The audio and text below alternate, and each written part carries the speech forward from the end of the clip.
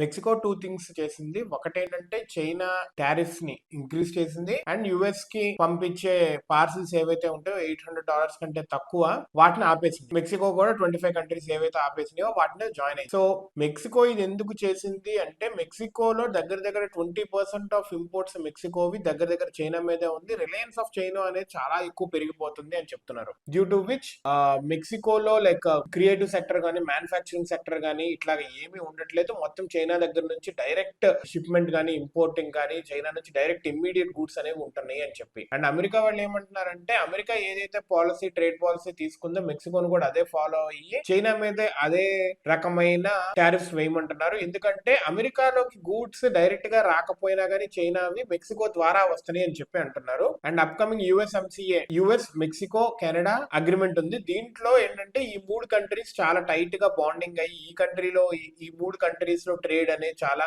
ఈజీగా జరిగేలాగా డిస్కషన్ చేయనున్నారు. దీంతో అమెరికాతో ఏకీభవయ్యేటట్టుగా టారిఫ్స్ చైనాతో పెంచి ఉండేటట్టుగా విచ్ ఆల్సో హెల్ప్స్ మెక్సికో అనమాట. దాంట్లో కూడా మేడ్ ఇన్ మెక్సికో లాగా ఎక్కడే పెరగాలి అనేటట్టుగా అక్కడే మ్యానుఫాక్చరింగ్ సెక్టర్ కానీ డెవలప్మెంట్ జరిగేటట్టుగా వీళ్ళు ప్లాన్ చేసుకుంటున్నారు. టారిఫ్స్ ఆన్ చైనా కార్స్ అయితే దగ్గర దగ్గర 100% కూడా వేసే ప్లాన్ లో ఉన్నారు వీళ్ళు. We have to see like each country పక్కనే కెనడా ఏమో రైట్ సైడ్ లో ఉంటుంది, కింద ఏమో మెక్సికో ఉంటుంది కదా. సో అమెరికా ఇన్ఫ్లుయెన్స్ చాలా ఎక్కువ ఉంటుంది ఈ కంట్రీస్ తో. We have to wait and see like how like giants like China ఎలా రెస్పాండ్ అవుతాయో వీటి మీద.